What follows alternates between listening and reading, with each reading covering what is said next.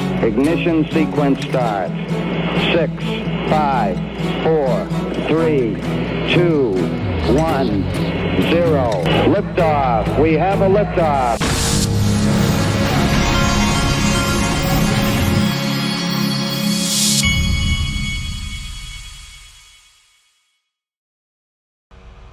Hey everybody, this is the Digital Asset Investor, and boy, I have had a migraine, and I don't get them hardly ever. I think I got on a medication that gave me, has done this, but I'm getting off that medication. All right, wanted to show you this link to my sponsor, which is linqto.com, or download the app if you want. If you're an accredited investor, you want private equity. They've got a really good, I don't know who they hired, but they hired a good person for their X feed. Check this out. This cryptocurrency fact may surprise you. Many believe all cryptocurrencies can be sent worldwide instantly. However, this isn't the case. Bitcoin, the world's largest cryptocurrency, takes an average of 10 minutes to settle a payment. Ripple is changing this paradigm by using XRP to send international payments in as little as 5 seconds. If the future of crypto adoption hinges on fast transactions, Ripple seems to have the edge. Are you bullish on mainstream crypto adoption? Invest in Ripple pre-IPO on link 2. Okay, you see the writing on the wall. Look at this from Trump. He's calling for a renaissance, a golden age. Trillions of dollars under our feet, and let's use that to make America rich again. Is that okay? We'll pay off the debt. We'll reduce your taxes. It'll be a beautiful thing. You'll never have this. It'll be a renaissance. It'll be a golden period. It'll be a beautiful period. That sounds fun.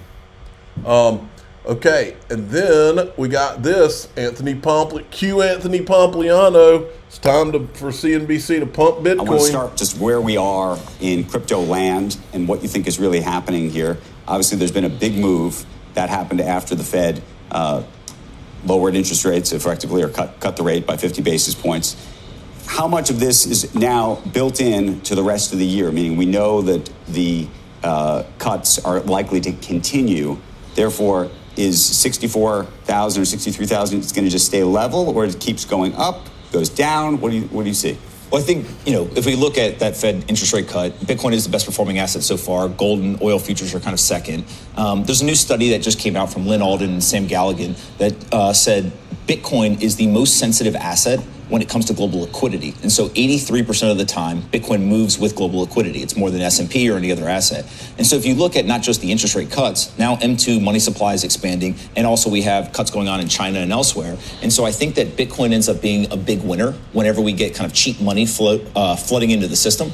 And it feels like we just went through this big regime change, right? We were tightening, everyone was trying to kind of drain liquidity from the system. Now we're going to go the other way. And so Bitcoin should be a big winner here for the next couple of months. All right. So that's what the United States is doing. Now listen to what this guy says China's doing. A monetary bazooka. Now, there's 4 major central banks in the world: the U.S., the Fed, obviously, the ECB, the BOJ, and the PBOC, China's central bank. Now, China and Japan needed easing really, really bad.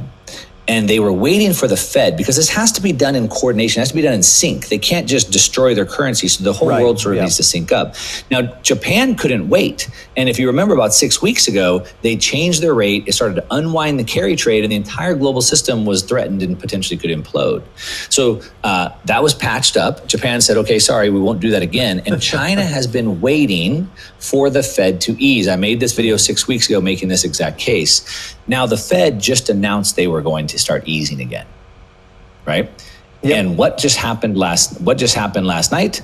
The PBOC, China's central bank, just announced the largest stimulation package that we have seen. It's the monetary bazooka, if you will, injecting trillions of dollars into the market. So now we have stimulus coming from China. We have stimulus on its way from the Fed. It'll be coming from Japan, and the whole world is about to see a flood of liquidity. There we go. Where do you think that's going? Well, let me show you. This is from eGrag Crypto. 2020, China and U.S. rate cuts. And then we had this, 2024. China and U.S. rate cuts. We ready for the ride, folks? And then Lark Davis, he's been putting out some good tweets. Face-melting bull run is coming in the next 6 to 8 months. Here's why gold prices are at an all-time high. Typically, Bitcoin often lags behind gold by a few months. On top of that, Fed just cut rates. China just announced rate cuts. Countries all over the world are turning their money printer back on. Global liquidity soaring. Dollar index crashing. Fresh money's coming into crypto. Countries like El Salvador and Bhutan are stacking Bitcoin. Institutions like BlackRock are promoting Bitcoin. State pension funds are buying Bitcoin. Q4 is on the horizon. U.S. presidential elections are coming. No one is bullish enough. I agree with that. Now, let's watch some more clips of Gary Gensler being made to look like the asshole that he is. And it's to an earlier point, if I can, that this... I wanted to show you this because his hands are shaking, and it's almost like it's gotten worse while he's been SEC chairman. Folks, this, my friends, is someone who doesn't give a rat's behind about the people and the Americans that he's supposed to protect. This is called karma. This guy looks like he's physically got the shakes, probably as a result of the stress of what he's put America through. Howie's standard is actually quite clear. One court said Howie provides clearly expressed test for determining what constitutes.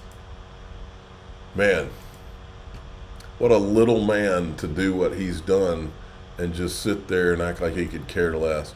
And I think that he doesn't just do it, he tries to thumb his nose at everybody. But they did a good job of making him look like the a-hole that he is. So Commissioner Peirce... They kind of ignored him the whole hearing and deferred to Hester Pierce and the other guy. This regulation by enforcement approach, is it really superior to having Congress give you statutory direction? It's a very bad approach to trying to regulate an industry if you're trying to protect investors, if you're trying to shepherd the commission's resources well. It's very inefficient. And at the end of the day, it leaves everyone wondering where the lines of our authority are.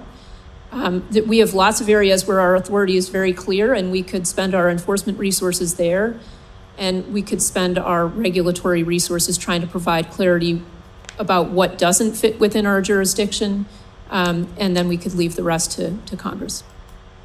All right, and then here's another Hester Pierce clip. I think she was making Gary Gensler look like an idiot. What's happening is that we're trying to be ambiguous because the legal precision carries with it real implications. And this is why people have been coming to us and saying we need clarity. Is the token itself a security? Or is it part of an investment contract? Is it being sold together with an investment contract? If it is, what is that investment contract and how long does it track along with the token? By using imprecise language, we've been able to sort of suggest that the token itself is a security apart from that investment contract, which has implications for secondary sales. It has implications for who can list it. And I think this is absolutely, we've fallen down on our duty as a regulator not to be precise. And so tucking into a footnote that, yes, we admit that now actually the token itself is not a security, that's something that we should have admitted long ago and then started wrestling with the difficult questions. Right. All right. And then I don't want to cover too many of these. I'll get the shorter ones. Watch this one. This is Wiley Nickel, who's a Democrat. I'd like to get a yes or no answer from everybody here, starting with Commissioner Crenshaw. Yes or no? Do you agree with Vice President Harris, her statement that the U.S. should encourage innovative technologies like digital assets while protecting investors and consumers? Yes or no? Yes. Yes. Yes. Yes. Yes. Protecting the investors, I agree with that for sure. Promoting innovation, yes, but protecting investors. Yes or no? Yes, protect the investors. That's what we are doing. This guy. Chair Gensler, I hope you understand that your misguided approach to regulation by enforcement, open hostility to crypto is hurting our economy and sending American jobs overseas. You've single-handedly set us back years in our support for Web3 technology. What a piece of garbage. Gary Gensler, right in the middle of this, they let this out. SEC charges Trust Token and True Coin with investor fraud over stable coin programs. So he's snubbing his nose at Congress is what that means.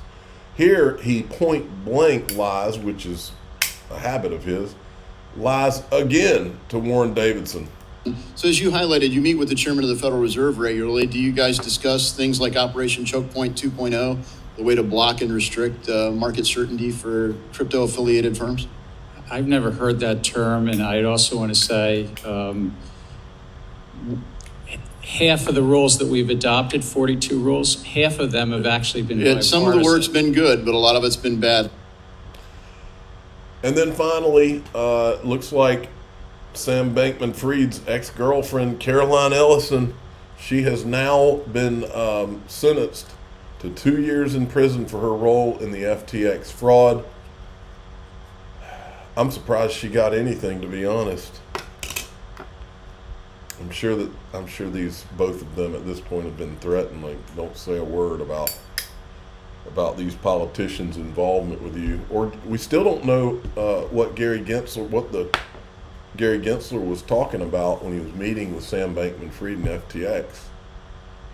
Congress hasn't tried to help find that out either. Okay, now we're going to go in DAIXRP.com. We got more, on that party guy. There's people that are coming forward and people that would know things that are letting the cat out of the bag.